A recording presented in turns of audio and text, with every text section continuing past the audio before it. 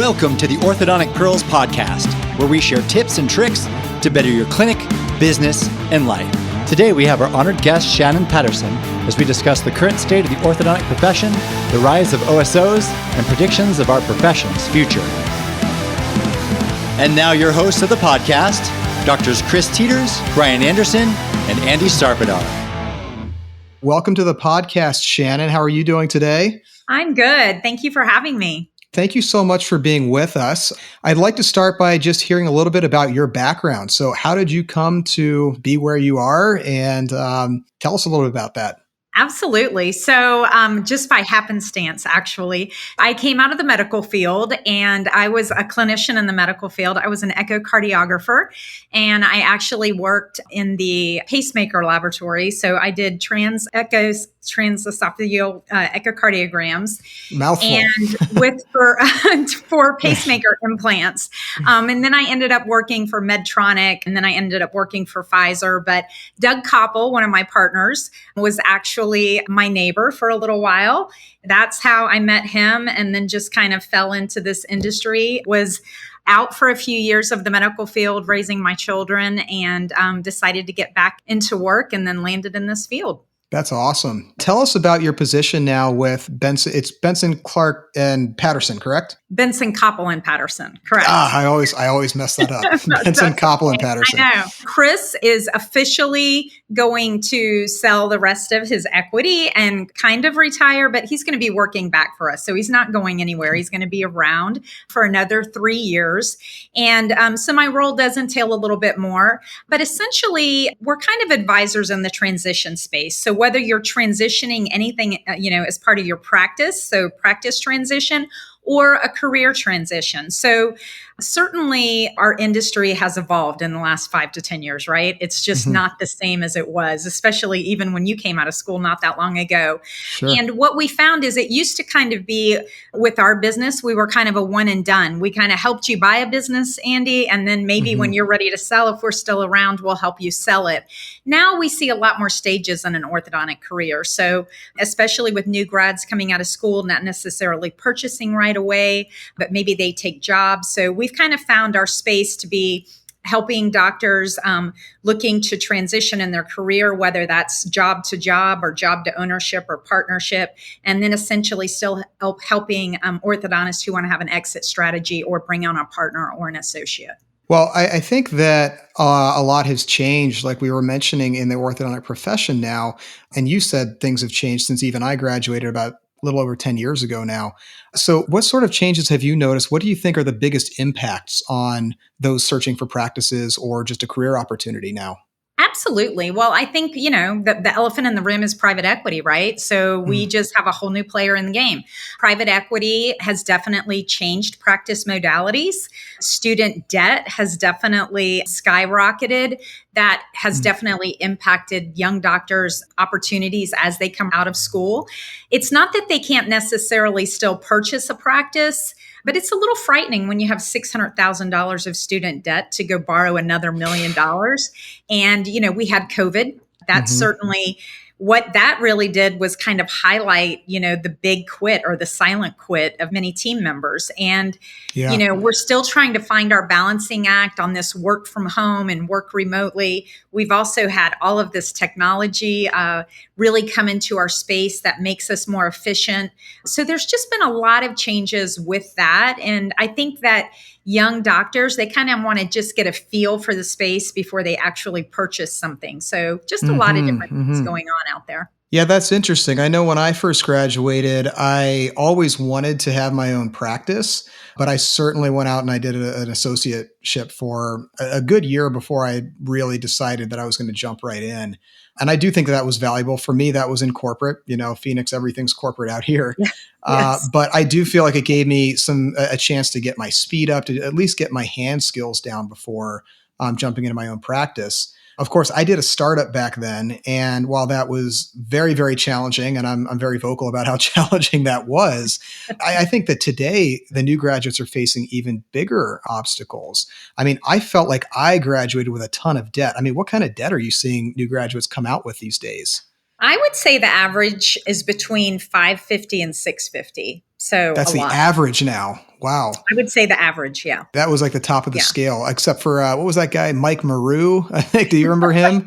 Back in Oh the yeah. day, the The Utah guy. Yeah, orthodontist, the Wall Street Journal. it was news. Yeah. And I think that's still hmm happening, Andy. Unfortunately, hmm I think that a lot of these young doctors get out of school and they sign up for the income-based repayment model. And I hmm think that that model is absolutely not sustainable. I think that a lot of people don't realize that they're paying less than what their interest rate on their loan payments are. So if you're only Yes. paying $2,800 a month on your student loans and your interest payments are $3,200, you're just getting further and further behind. Oh So yeah. I think that, a lot of it, there's just a lot of unknown out there. And I think we spend a lot of time educating young doctors on understanding your student debt journey and, hmm what you need to do, because that income-based payment remodel was really not made to be on forever. It was made to give you a leg up to maybe save some money to put towards student debt or save some money to put towards a purchase practice, but not just to work and spend all that you make and put as minimal as you can towards your student debt. So hopefully we'll turn the corner on that soon. And I don't want to go too far down that rabbit hole, but of course, I mean, that's a very interesting topic to me. I looked at, I think we had IBR, income-based repayment, or Mm-hmm. pay as you earn. I forget the difference between those two, but one was like 15 years, one was 20 or 25, something like that.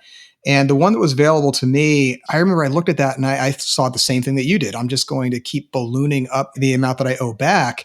Yeah. And I thought, well, that's great when I'm not making that much, but someday I'd like to make, Yeah. orthodontist money. And at that Right. point, my that big percentage of my income is still going. I didn't see how you came out ahead unless you were in the unfortunate situation that you would never catch up and you would never pay off that balance, and then it would get forgiven on the other side. But of course, you have tax ramifications Oh. of that. No, you have a huge Yeah. tax bomb on the end of that. I mean, you're essentially paying a $400,000 tax bomb in 25 years if you do that. So Sure. it's a big deal. Yeah, I even heard one of my friends say that he was aware of that, and he was reinvesting the money that would have gone towards his loans to try to come out ahead.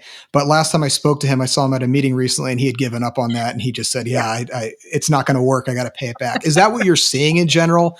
That these deferred payment plans or these loan forgiveness plans are not being utilized in the way that they were pitched originally?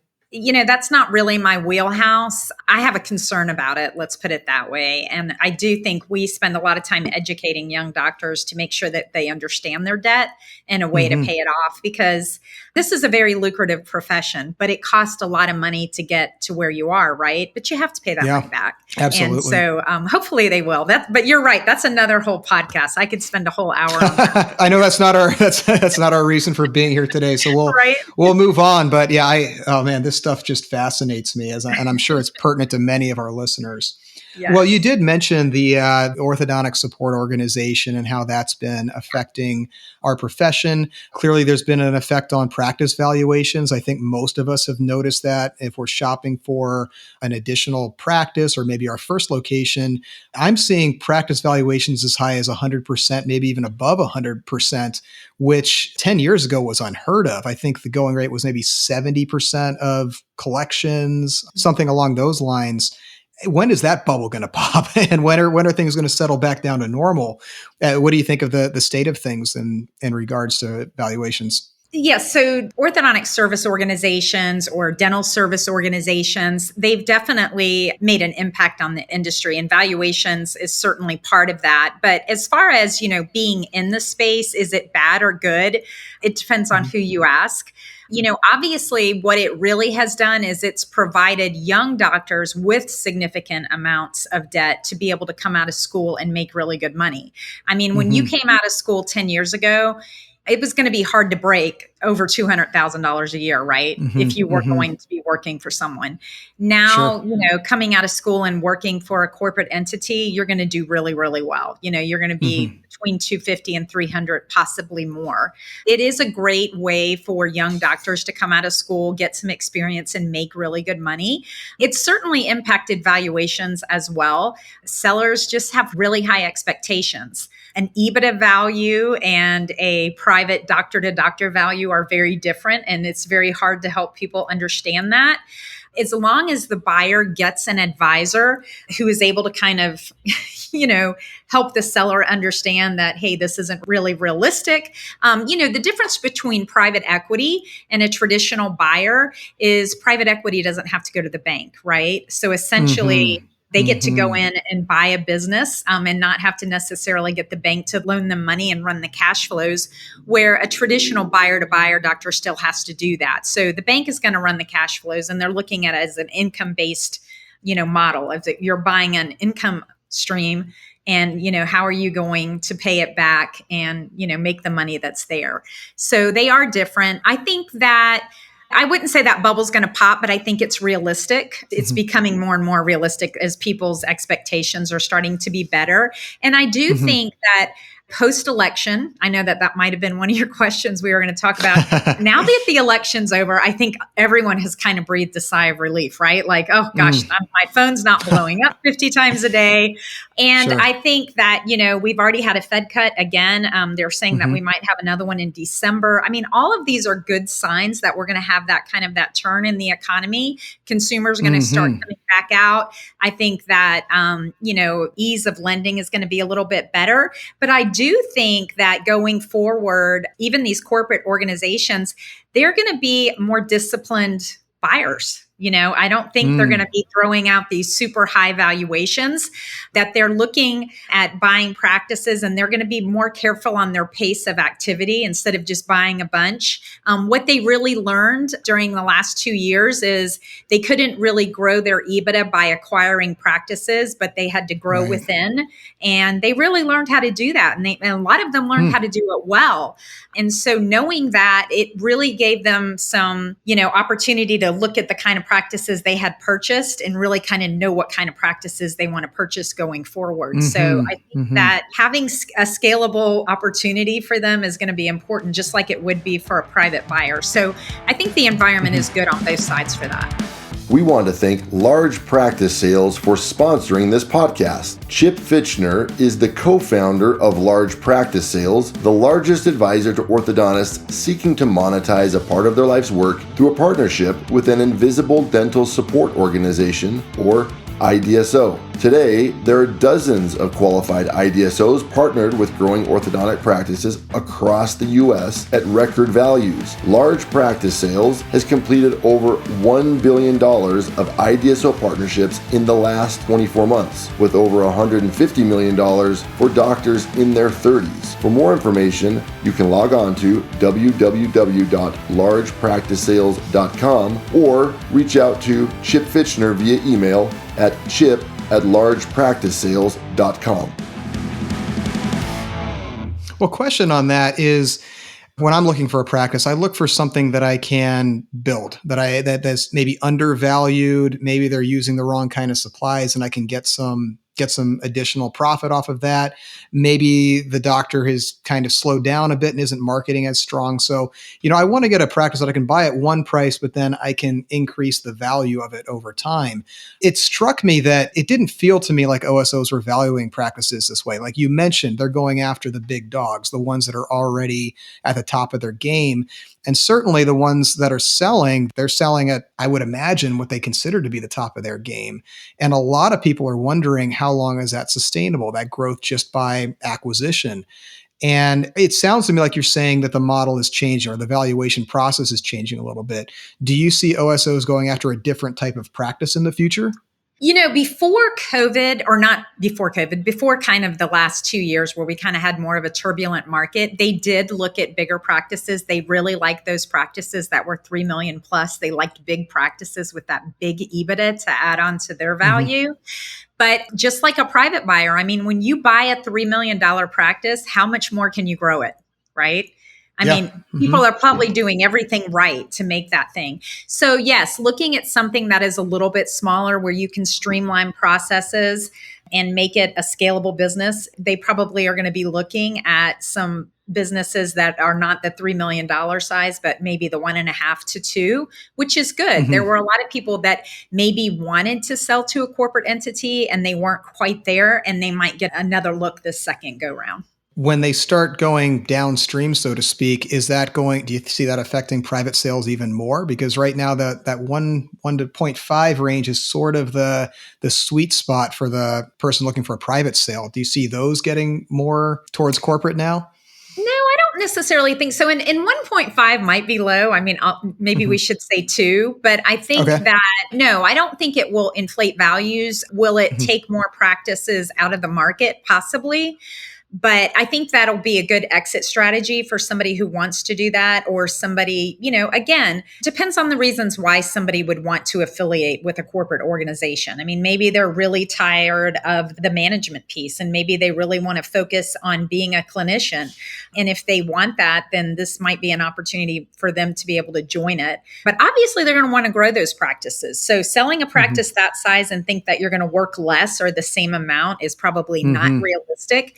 And I think the OSOs are going to be very disciplined on letting people know, like, hey, this is what we're going to do. And just because you give up that management time doesn't mean that you're not going to have to reinvest that management time that you spent managing your practice back into the clinician side. Because if they're managing it, maybe you don't need that time to manage, but maybe they want you to put that back into more clinical time. And so, people have to be prepared to do that. I mean, if someone's buying your business, they're buying it to grow it. And so if you're not realistic about joining an affiliation that is going to do that, then you're probably not a great buyer demographic for them. You probably should just wait until you want to retire and just sell your practice and be able to go off into the sunset.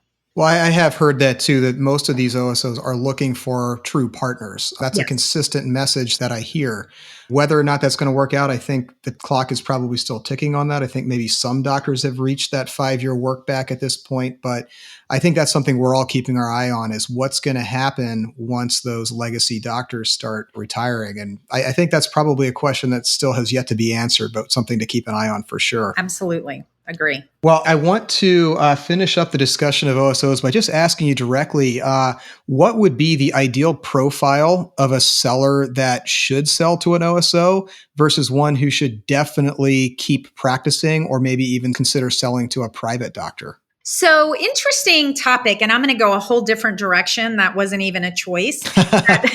The biggest segment that we're seeing right now is partnerships. So I think a lot of people are kind of in this industry and their practice is getting bigger. They've, invested a lot of money, streamlined a lot of processes. They have more of a digital workflow and they're getting bigger and they're like, wow, this is a lot of work. And I realized that when I hire a doctor, they're only around for as long as the employment is, right? And I really don't want to keep hiring an associate every 2 to 3 years. Maybe I should look for a partner. So we see partnerships really on the rise. And the partnerships that we work with are really good partnerships. So I think a lot of people are scared of partnerships because sometimes you hear about the ones that are not so great. But we have a lot of doctors who have amazing partnerships, right? And it's a way to stay private. And we also are starting to see some people who, sometimes younger doctors aren't huge on, or they're not demanding that I have to be a 50-50 partner, but maybe they're happy with 25%. I mean, 25% of a $6 million practice is a pretty good living, right? That's a good chunk, especially for someone starting out. Exactly. So we're starting to see bigger and bigger partnerships come into play. I think that the scary thing is when a single doctor gets to about that $6 million mark, who's going to buy you besides corporate, right? That's a pretty big price tag when you're looking at even 80% of that. Lenders tend to tighten the reins, and you have to have a lot of experience. And if you have a practice already, how are you going to acquire a practice that's producing 6 million? So I think that when you're really big, that exit strategy with an OSO is probably, more desirable, but they still want you to have a minimum of that 5-year work back. So you have to start early. If it is a smaller practice, I tell doctors all the time, I wouldn't even consider a partnership until you're about 2.3, 2.5 million. And then it still needs to grow for that partnership to trigger. But if you're 2 million and under, just keep doing what you're doing and, get ready to sell. You might have a longer work back. If you sell a $2 million practice or producing 2 million, sell it at 80%. When you sell it back, that doctor might need you to stick around 12 to 18 months to ensure a smooth transition process, they might need your help to do that, especially if they're a younger doctor. I think those parameters are still kind of the same as what they were a few years ago. Very cool.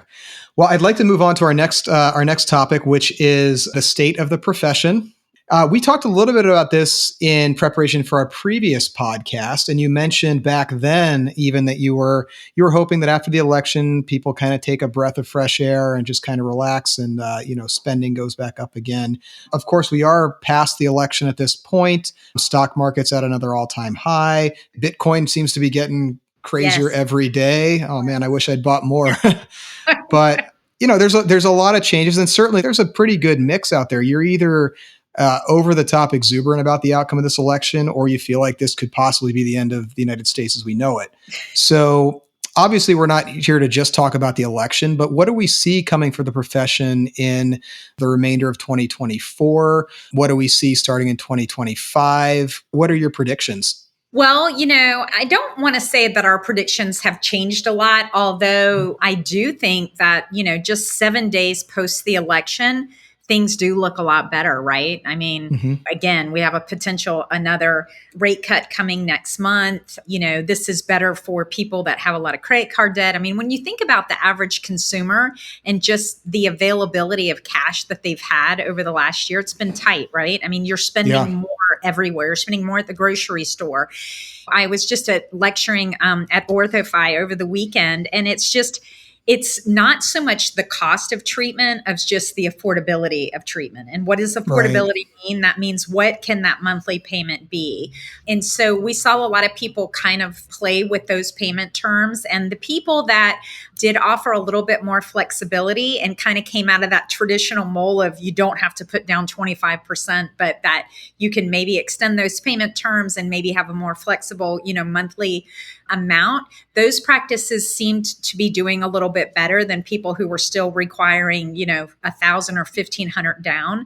So we're starting to see that. I think that we kind of essentially said, it would be next summer before we kind of really started coming out of this. I think, I would say maybe it's even before next summer now. I think that I think Christmas spending will tell us a lot. People's credit cards are still kind of maxed out. I mean, prices didn't come down overnight. Everybody didn't get a raise overnight. So it's still going to take us some time to come out of this. I think the biggest factor that we have seen is really the adult patient population, right? We really kind of saw that Zoom effect post-COVID. And we just saw a tremendous amount of adults coming in for treatment, and then money got tight. And that's kind of where you saw that demographic dry up, 20% down on adult exams or close to it. Practices that are seeing more adults felt that more. And I do think sometimes, every time I speak to 5 to 8 orthodontists a day. And so every time I'm on the phone with somebody, I'm Googling them, I'm looking at their Facebook, I'm looking at their website. And so I see a lot of different things every day, right? And being in the industry, obviously, the trends that are going on out there. But it is amazing to me when you look at a group like Smile Direct Club that is no more, the way that they marketed to the consumer compared to the way that a private business owner markets to the consumer. They would have been doing Christmas ads of give the gift of a smile, things like that, things that we still aren't picking up on. I do see some practices starting to do that, and they're actually winning, right? So to get adult consumers started, and you know what? I was just talking to somebody recently. You can start in your practice. You don't have to start going out to people you don't even know. Put a banner up in your patient waiting room to say, hey, mom and dad, did you have braces as a child and you need a retreat? Ask us today about our limited treatment options.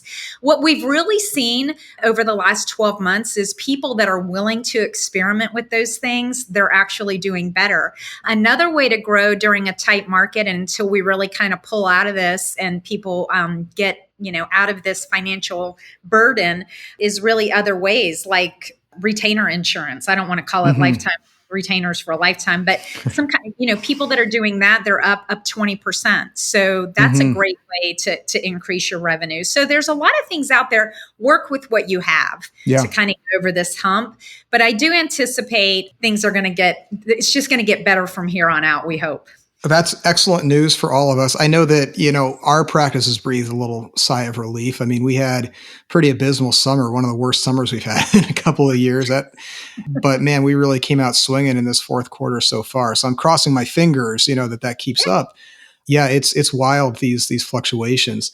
You mentioned the interest rate cuts, and one thing that I noticed, we were recently shopping for an investment property, and I was so psyched that the interest rate was going to go down. And then when we finally closed, they said, "Well, actually, it went up." I was like, "What? Yeah. How does it go up? How does that even happen?" And they explained that mortgage rates aren't exactly tied to the prime rate, and they're set by expectations. But does that kind of imply that we're going to start to see maybe a recurrence in inflation coming up?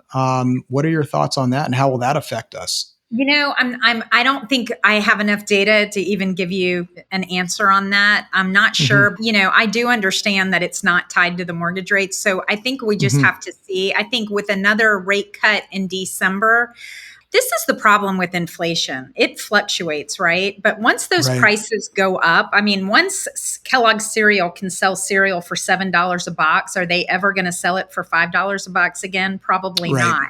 So we still have to catch up with those prices, right? And, will rents get better? Some things like that. I think that in certain areas, it's harder. Like you live in an area, we talk about this all the time. You live in an area that is expensive, right? It's expensive. It's gotten expensive. It wasn't always this way. Right? It's expensive. It's saturated. And so, what we were kind of seeing is places that weren't able to have new housing builds and being able to build more affordable housing were feeling that squeeze more so. I think with some of the rate cuts happening, I think some of those new housing builds might get better. And so that makes more affordable housing, which brings more people in. Because what happens when the market's not turning is, unfortunately, we are kind of a one and done service, right? You kind of treat Johnny goes off to college. If mom and dad don't move into that smaller home or move to the condo in Sedona and sell that house to a new family, you're not kind of having that turnover of patients. Yeah. So when anybody out there that's looking at a satellite or an additional location or doing a new build for a satellite office, you've got to look at where that growth is. Where is that affordable housing where people can move? Because people still are not moving out of those homes because the interest rate hasn't come down. And if it doesn't come down, we have to think of ways around that. Interesting. Would one of those ways be raising fees? That's something that I think it seems obvious. I was looking at the gauge data for an article I wrote for the PCSO Bulletin. I was noticing that across the board since 2021, we've been at about maybe a 1% to 2% increase on average, according to the gauge data. But I really question how many people out there. We've talked before. Gauge is 900 offices, and they're the offices that choose to use gauge, so it's a certain cohort there. I really wonder how many people are actually increasing fees. I look around my general market, and just based on the advertisements, it seems like most of my competitors are offering huge discounts right now, in spite of the inflation. I question, what are your thoughts on that? Is that a good strategy in market conditions such as these? And what advice would you offer to those people who are tempted to discount in this competitive environment? What should they do instead, if they should do something else? Well, absolutely. So what's really interesting is before COVID, no one raised their fees forever. Right? I think the case fee stayed at the same price point forever. And finally, we're starting to get people to raise their fees 2 to 3% a year. And you should, absolutely. I don't think anyone's going anywhere and not expecting to pay more for the same thing they bought a year ago. You can't go to McDonald's. The dollar store is not even $1 anymore, right? It's $1.25. Right. So they've had a 25% increase. I'm going to be a firm believer, and I know there might be listeners who don't agree. It's not about the price of the case. It's about the affordability of the case. So you might be $6,000 and the guy down the road might say, well, I'm only $5,000, but they might want to collect their money before treatment is over. So if you're $6,000, but you have a 28-month payment cycle and my down payment is minimal and my monthly payment's only $207, down the street might be $5,000, but my payment there is $269, where here it's $207. So again, Right. I think it's up to you and your TC to tell people why you charge what you charge and what they're going to get. And when Mhm. you're a private practice, you're going to get consistency. You're going to see the same team members. You're going to get to see the same provider every time. If you have dental monitoring, if you have all of the perks, if you use the Smile Simulator, being able to show people the before and after and what you're going to look like, personalization, customized treatment. I mean, these are all trigger words that the consumer wants to hear. And if I'm paying you for a customized smile, then I'm okay paying a little bit more for it. But please Mhm. make it affordable for me, and I'm willing to do that. I have a good friend. I won't embarrass him by saying saying his name. I'm trying to get him on the show, but he doesn't like doing these things. But he's got one of the biggest practices in the country. I mean, I'm sure you've heard of this guy. When I first started out, he was saying the exact same thing. You know, his fees were higher than anyone else in his area, but he says, yeah, if you make it affordable, they're going to come. And, you know, I try to do that to the best of my ability. You get a little bit nervous sometimes because you have to extend these payments out as far as 50 months sometimes, which comes with its own risk, you know, but Sure, I sure. definitely am a believer in that as well. And I think that when you start cutting the price of your services, that's coming directly out of your profit. And especially in an Absolutely. inflationary environment where your expenses are going up. I mean, Yes. you can't ask your staff to take a hit. No. I mean, you're counting on increased volume there. And what I've found is, depending on your area, if you can be that lowest cost provider, and I do mean lowest, then you can make a killing. We got places like that out here. I say this in lectures. You know, we got places charging $1,800. I've seen as low as $1,600 for full treatment on a Black Friday special, which included a drawing for a free TV as well.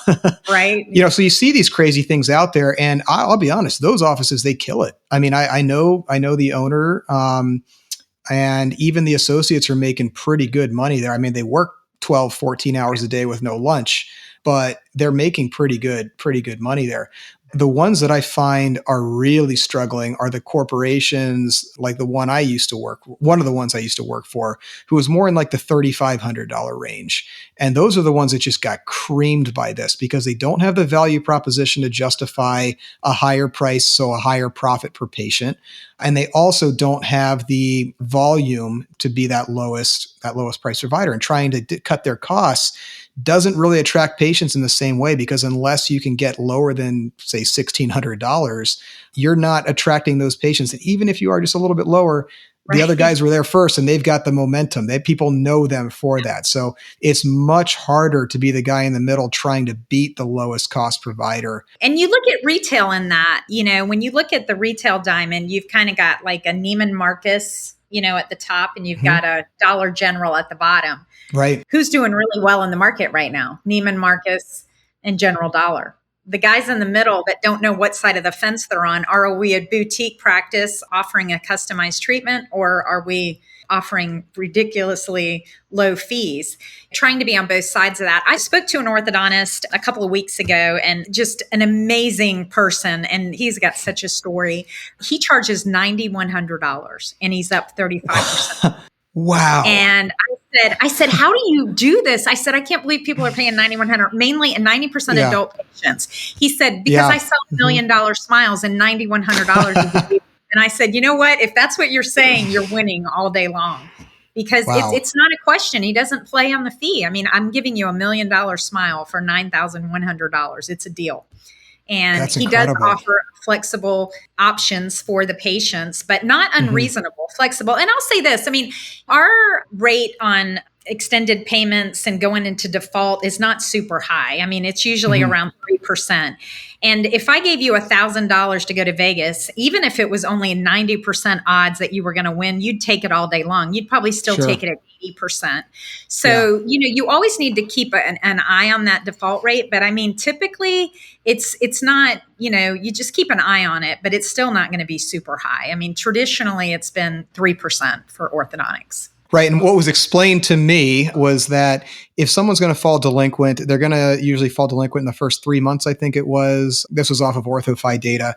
So the key isn't to avoid all defaults. It's to get in front of them early before you've provided an entire range of free treatment. Yes. My understanding is that by the time someone has completed treatment with you, if they've been in good standing that entire, say, 18 months to 24 months, that the overwhelming odds are that they're going to continue paying off the remaining balance. That is data. I mean, that's not an assumption on our part. I mean, that is proven data that we've seen consistently with OrthoFi. So Right. yes, I think it does work. And I think you're right, getting in front of it. If you watch those first few months, have your financial coordinator pick up the phone. If you can't pay $250, what can you pay? I mean, make it where they can get back on track. Make sure that you're reaching out to those patients. But even with the environment that we've been in, we just haven't seen a lot of fluctuation. Do you think that that's partially the patients that we're serving? I don't know what the stat is now, but Smile Direct Club made it obvious that we were only serving something like 5% of the potential market, 10%. I don't remember what the exact stat was, but it was an incredibly small figure compared to the potential market out there. And the idea is that you have to reach these, they call them consumers. Of course, we call ours patients. But to reach those consumers, it has to be a different value proposition. And do you think that maybe the reason we're seeing such low default rates is because we're still serving that upper echelon of potential patients? And supposing someone was successful in moving downstream, so to speak, like the top 20 or 30% of prospects, this is a hard question to answer. Would you anticipate that default rate potentially going up? No. And I'll tell you why. Because I think the reason you're not servicing those patients is because there's a lot of GPs that are. I think the problem is not fishing downstream, but you're not marketing downstream. So 70% of adult patients are retreats. And this is something that this industry and you as providers cannot wrap your head around, right? Because you're orthodontist, you want it to be perfect, right? You're perfectionist. And so you don't like to use the words retreat or limited treatment options. And I think that GPs and places like Smile Direct Club had no problem doing that. So they're marketing to that consumer. I mean, only 22% of our population is under the age of 18, but yet 70% of you all fish out of that pond. Right. So 78% of the population is in a whole different pond, and you're not really marketing to that demographic. And when you think of 70% of those people have already been treated once in their lifetime, offering them and using words like we provide retreatment or we provide limited treatment options for retreats. I think if you can kind of shift your mindset there, I think you will bring in a whole new demographic because unfortunately right now, general dentists don't have to disclose that, hey, I didn't go to school to straighten your teeth. The guy down the street did, and he's going to charge you more money, but I can do it here for this. And, until you guys kind of go to the dental boards and kind of fight that fight, you kind of have to work with what you have. And so educating the consumer, even if you don't want to offer limited treatment, but at least letting people know. And like I said, start with your own waiting room. I go to a practice a week and I never see anybody having a banner up in their waiting room saying, hey, mom or dad, talk to us today about treating your smile. Or even when you think about your marketing and what do we get on marketing and how much money are we spending and how many people actually come in the door. I mean, you've already got a family inside. I mean, put some of those marketing dollars to say, hey, mom, here's 10% off a case fee. If you want us to treat your smile today, you already know they're a great family. I mean, so just thinking about, working with what you have right there in the office, I think can do a lot. I think you're just not marketing to that demographic more so than it's about pricing. I think it's really just getting to them because the GPs are doing really well with, doing limited case options right now. And they're hungry because, hey, their reimbursement rates have not gone up. People are not going to the dentist as much as they were. So, they are exploring that space more. And that could change if the economy gets better. They might quit doing that. I will say another one of my friends, he grew his practice. He came into an orthopedo partnership and ortho already established, but he grew at something like 30% his first year just by asking the parents if they still wore their retainer. It's a very easy way to broach that topic, and you're not confrontational in any way, but it does get the conversation going about what could happen, and maybe they do need to retreat. That's a very interesting statistic that you threw out. 70% of adult patients are retreats. That's crazy. So we really need to be thinking about what their desires are if we're going to reach that audience. And absolutely, when you're looking at that kid, when you're giving them the retainers and you say, what is it? Something nighttime for a lifetime. That's what we say. Turn around and look at mom and say, are you still doing that? And you're right. I mean, those are the kind of things that we're just not capturing those opportunities right now. And they're right there for us. And then scanning. I think every single mom should be scanned. Like, hey, mom, especially if you have like the new scanner and you can do the smile simulator. I mean, being able to show people what it could look like if you did something is huge. And I also think people that are offering, again, the retainer insurance, the whitening, offering some of those cosmetic procedures, they're getting a little bit of a lift from that. And not everybody wants to do that, and that's okay. But it is something that you can consider if you want to.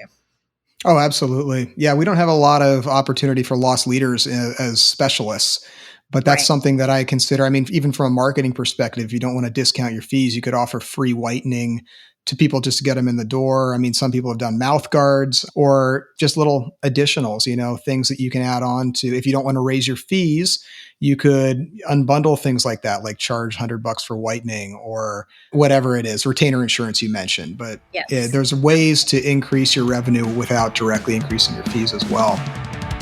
We want to thank Large Practice Sales for sponsoring this podcast. Chip Fitchner is the co-founder of Large Practice Sales, the largest advisor to orthodontists seeking to monetize a part of their life's work through a partnership with an invisible dental support organization, or IDSO. Today, there are dozens of qualified IDSOs partnered with growing orthodontic practices across the U.S. at record values. Large Practice Sales has completed over $1 billion of IDSO partnerships in the last 24 months, with over $150 million for doctors in their 30s. For more information, you can log on to www.largepracticesales.com or reach out to Chip Fitchner via email at chip@largepracticesales.com.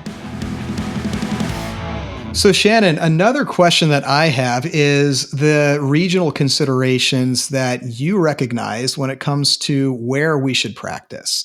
I anecdotally have noticed, I practice in a very saturated area. I came to learn that after a few years. I would compare myself to some people in some other areas of the country, usually, rural. And, when I was starting up, I recognized that they were just lapping me on their growth. It was crazy to me. So I really started to appreciate the value of location. What insights do you have from an analyst perspective who sees these things every day?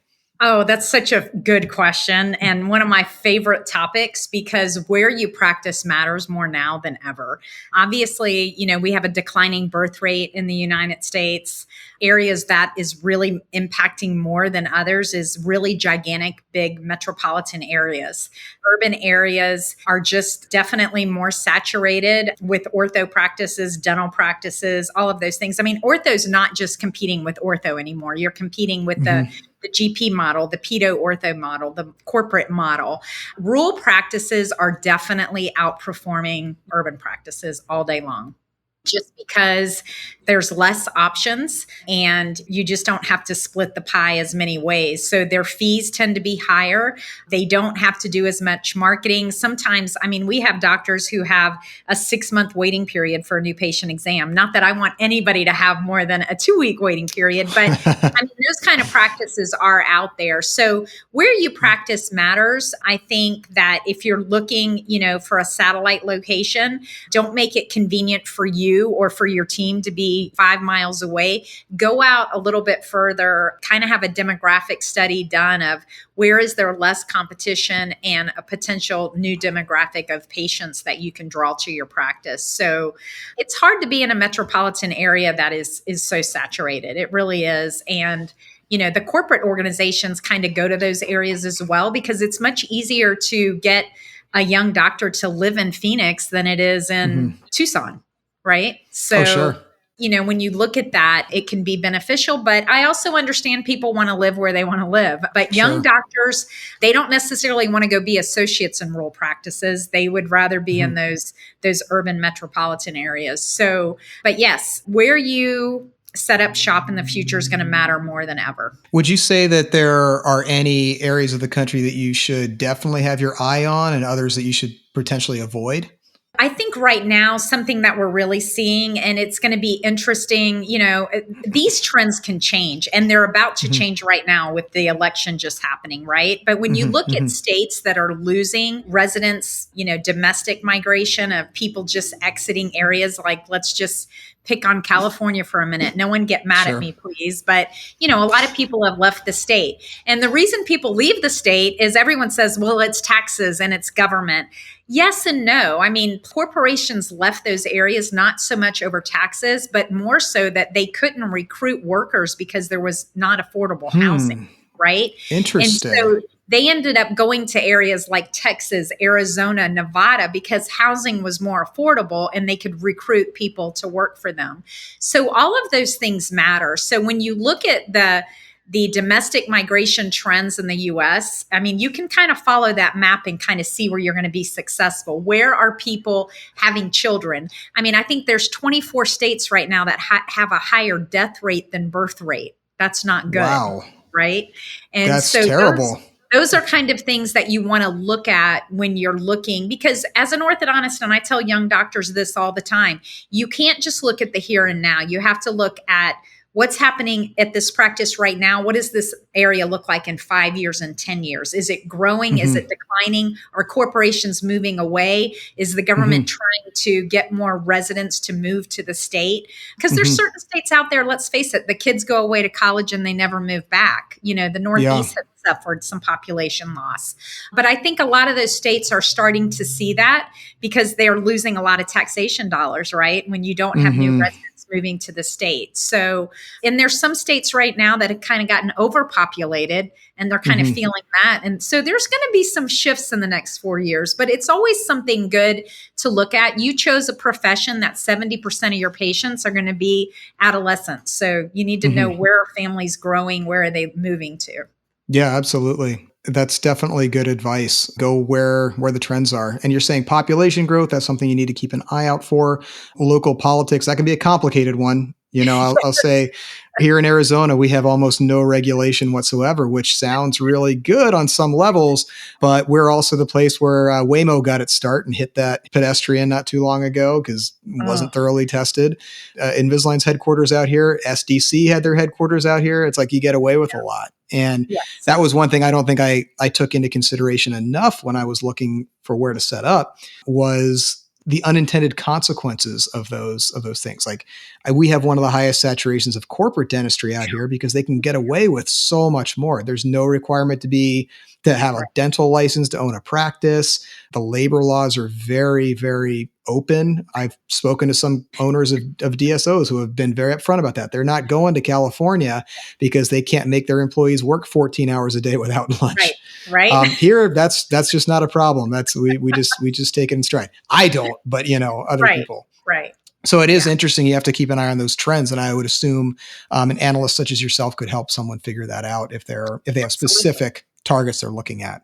I always tell everybody, if you're going to open a satellite or you're going to buy a practice, it's always wise to do a demography study. It's just not that expensive, but you need to know the population trends of where you're going to set up a business, especially, an expensive business. You need to know your patient population. I want to finish up here. We've talked through a lot of the future already, but you do practice valuations for a living, pretty much. That is still your bread and butter. From a practice valuation perspective, I wanted to ask, what are some of the biggest red flags on both the buyers and the seller's side in a practice transition? Let's start with, say, a private practice transition. What should both sides be watching out for in that transaction? So many things. Has evaluation been done? I'm kind of shocked lately at how many people who say, well, this guy's going to give me a really good deal and my CPA looked over it and it looks good and my bank's willing to give me the money. I'm always like, what? Wow. Okay. But yes, I mean, obviously, you want clean records. I mean, I think that, running your reports, quarterly and seeing where you are. I mean, if you have 16,000 active patients, something is wrong. Okay. And you need to clean that up. At any given time, you need to know how many people are in active treatment. You need to know how many starts you have annually, how many patients you see per day, all of those things. What's your contracts receivable balance? I mean, we see a lot of people, that the contracts receivable balance and that kind of fluctuates on the asking price. So with people extending more opportunity to pay longer, extending those terms, you're going to see contracts receivable balances higher. So future dues are higher than traditionally what they may have been. And that might make the practice value higher because you're buying a bigger revenue stream because the seller collected less money during treatment. They're going to collect it as they sell it. So all of those things. But, anybody that wants to walk away as soon as they sell it's a red flag. Anybody who is offering a buyer creative financing run, if a bank won't loan you the money, then that's not a good sign. There's a lot of different things, but you would hope that both a buyer and a seller would be working with advisors to help them get over the finish line on that. When you say working with an advisor, I mean, that's something that I personally believe in very strongly. I think that we've done some acquisitions just on our own that were very small. We looked at it and we were like, well, for the cost to get this evaluated, it's like, it's not really going to move the needle one way or another. It's basically buying charts. Yeah. So where would you say the threshold is where it becomes very highly advisable to use a evaluation expert such as yourself versus, I've literally taken over $150,000 worth of charts before. We just paid for that in cash. It's not worth going through it. If it doesn't work out, it doesn't work out. Yeah. And so, we're advisors, so it doesn't always have to be evaluation. I would say call us regardless. We could always do hourly work for someone, but you want to understand, hey, if somebody's going to close their doors and they're essentially selling their active patients for half of what the contract's receivable balance is, you still want to just have some checks and balances on that to make sure like, hey, this looks reasonable. This is what you're going to do, because you do want to just make sure that you're looking at all of the right documents and that, what happens if the patient wants their money back, or what happens if you didn't look in the mouth and you have to redo all of the treatment, or what happens if there's a bunch of credits that go back and they collected insurance money and the patient money. I mean, there's just a lot of things in there that could go wrong. So to me, it's always worth paying an advisor just to say, hey, does this look right? Are there any red flags here that I need to be on the lookout for? You don't know what you don't know. Absolutely. Yeah. And I don't know about straightening teeth. And a lot of you guys don't know about transactions and transitions. At least talk to someone and kind of lay it out there and have them look at it. You're right. Sometimes a really small practice doesn't justify a practice valuation, but you would still want somebody to do some checks and balances behind you when you look at what you're buying. As far as the seller's perspective goes, are there any types of buyers that you should be watching out for? Who should you definitely not sell your practice to? Or maybe we can expand that. You mentioned partnerships becoming very popular now as a means of transition. What sort of buyer should you absolutely not sell to or partner with? That's a loaded question. Well, anybody who can't get financing, that's not a good sign. If you're going to sell, we don't want our doctors to do seller financing unless it's like over $1 million and the bank is requiring that the seller carry back part of the note. That's okay. But if somebody comes to you and just talks you into financing it and that, hey, I'm going to work for you to do this, that's probably not good, especially, if you need that money. And then the other thing is, I don't believe in shotgun weddings. I think that you always want to date before you get married. So, anybody that's demanding ownership from day one, that's a huge red flag. Okay. It's a red flag for them too, because, hey, if I hire you because you said you're going to be my partner and it's in the documents that you're going to buy 50% of my practice, and then after a year you change your mind, I could sue you and say, well, I only hired you because you said you were going to buy 50% of my practice. So, but you want to have that period that you work together, a minimum of 6 months, typically 12, but you want to work with somebody. It's kind of like, going on a first date and giving somebody a ring and saying, well, hey, will you marry me? It's like, no, when you're looking for a partner, I always say you're dating to get married, not dating to date, right? So you want to make sure that you're finding someone that aligns with your values, your philosophies, and someone that you feel like you could make business decisions with. There is a little bit more to it. You want to find the right one. But young doctors right now, this is the most collaborative generation. We're not dealing with millennials anymore, okay? We're dealing with Gen Z. And they're a whole new ball of wax. Okay. And so when you look at your really young assistants, this is what we have now as new grads. That blows me away. They are. So Yeah. they're very collaborative, but they're very entrepreneurial. They very much, 99% of orthodontic residents still want to own a practice. They just might not want to own it by themselves, but they are going to be drawn to partnerships because they like doctor collaboration. They like the idea of a work-life balance. And they don't like the idea of being on an island by themselves. So I think that this is the future modality. And when you look at the pendulum swing and the gender swing that we've had, I mean, pedos are 72% female. How often do you see a pediatric dentist by themselves? Hardly ever. They're always in a group practice, right? That's and true. so now that we're 58% female residents, probably closer to 60% by the end of the year numbers come in at the end of the year, you're going to see more. Again, that partnerships are the future practice modality for ortho. I believe in that 100%. And now that we're at 60% female residents, that just kind of proves it. Interesting. You said partnerships are the future of ortho. What specific advantages do you see the partnership offering for competitiveness in the market? Huge. I mean, think about it. If you're one doctor, one location's easy, right? When you start getting to 3-4 locations and you're like, oh my gosh, I have to go here on Wednesdays and there on Thursdays and every other Friday I have to go here. When you have a partner, you have more than one provider, you can divide and conquer and you can expand your footprint. Your teams are happier. You have that collaboration. A lot of times the energy is just better, right? You can kind of almost combat that corporate footprint because you can have more than one location. It just also offers a much better quality of life. I mean, you don't have to kill yourself a week before and a week after a week vacation. And then the whole time you're on that vacation, be doing clin checks 2 hours before your kids get up. You can actually enjoy the vacation, right? So I think we're just dealing with a very different mindset as we get younger and younger generation coming in. That's fascinating. Yeah. So I guess the future of the profession is partnership. How would you structure a contract? You mentioned earlier on that you want to date before you get married. Absolutely. For someone coming out, this comes up on the forum all the time. There's always this, it's usually an anonymous post saying, I have this opportunity. When is somebody going to outlaw anonymous posts? That's what I want to know. That has been a very anonymous post one time a year or one time a month.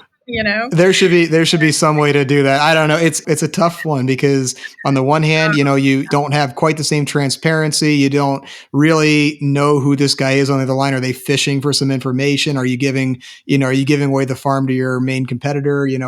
There's all these questions there. But on the other hand, too, like when it comes to these employment questions, our forum's so big now that chances are your employer or your associate is on this forum too. Agreed. And if you have a genuine question to ask, I can see both sides of it for sure. It's a challenging one, but we can still poke fun at it here and there. So So anyway, you see this anonymous post and it's about, I have this new opportunity. I do want to be a practice owner. This guy's telling me that is in the cards for me, but how do I protect myself so I'm not one of those guys who gets into this golden handcuff where I'm making a decent living and he keeps dragging that carrot along and along and along. And for what it's worth, I have friends who have fallen into that trap and, 10 years go down the road and they're too far in to give it up. For this dating period, how do you put an end date on that? Is that something that you would put into your initial contract? How would you structure that exactly without being that red flag that says, oh, I want ownership right off the bat? Right. So if you want to think about offering a partnership. So when people call me and they say, well, I want somebody who's going to come in and, really think like an owner. And I really don't want to have turnover. I really don't want someone who's going to leave after 2 years. And I really want them, to be part of the community, help me grow the practice. And I'm like, so you don't want an associate, you want a partner, right? Because that's what you want. You don't want an employee. An employee is an employee. They clock in, they clock out. It's not their job to bring patients in the door or take referrals out to lunch. That's your job as the owner. If you want a partner, yes, absolutely, they can do those things. But as an owner, what your job is you have to lay out what a transition plan is going to look like. So, I'm Dr. Andy. I have a $2 million practice. I would love to be able to hire someone that will have a partnership pathway, but we're going to have some parameters around it. So this is what the practice is doing before you join. And when we get to, say, 3 million, maybe a partnership opportunity triggers and they can buy some equity at that point. Every transition is a little bit different, but an employment agreement is completely separate than the transition plan. But what you're doing is you're showing them the plan in good faith to say, if all the stars are aligned and I like you and you like me, kind of like dating, I like you and you like me. If you want to get married, you can get married because here's this plan. So now you're not having the practice valued after I've been there 2 or 3 years and it's grown by $1 million. That actually now I've kind of proven that I can help grow this practice and I'm getting the opportunity to buy maybe 10% or 25% of the equity and I'm purchasing that. A lot of people say, well, if I'm going to give equity away, well, nobody's asking you to give anything away. You're valuing that and you're selling it, but you also have a growth threshold built in. So as long as you have those plans laid out, they usually execute very well. The partnerships that fail are definitely the ones that, well, I have this partnership opportunity. Great. Well, what does the transition document look like? Well, there's not one. Okay, well, then you're going to be an associate. That's all you're going to be. Okay. Because if you don't have a plan and you don't have the documents to outline the plan of this is what the practice is doing, this is what it needs to do for the partnership to trigger, then you're really just becoming a partner. Now, that on the flip side of that, all the people that are listening to this saying, well, gosh, that's the kind of opportunity I'm in. I'm going to call them tomorrow or I'm going to tell my doctor tomorrow. If you've already gone into that and the practice is going to be valued later, then you already agreed to that. But if you're truly looking for a partnership or you're truly looking for a partner, that's the way that you should do it. It's kind of the reverse prenup. You're kind of outlining what this is going to look like. And if everything goes well, then this will trigger. But you still have an out. If somebody says, I really like working with you, but I don't want to business marry you, then they can leave. Yeah. And sometimes that happens. But you'd rather that happen before they bought in than after. So you're absolutely right. So even when people say, well, this didn't work out and I spent all that money, I'm like, well, would you rather have done it and let them buy and then it not worked out? So, yeah. So you always want to have those parameters, but there are ways to get around it and be successful. And I think, what I always tell people is manage your own expectations. That's why we don't do dual representation is if we're helping the seller, we're managing your expectations and what you need as a seller to offer a partnership. And if we're helping a buyer, then we're helping them understand what they need to get to where they need to be. But we don't advise both. Of course, no conflict of interest. Absolutely. Great advice.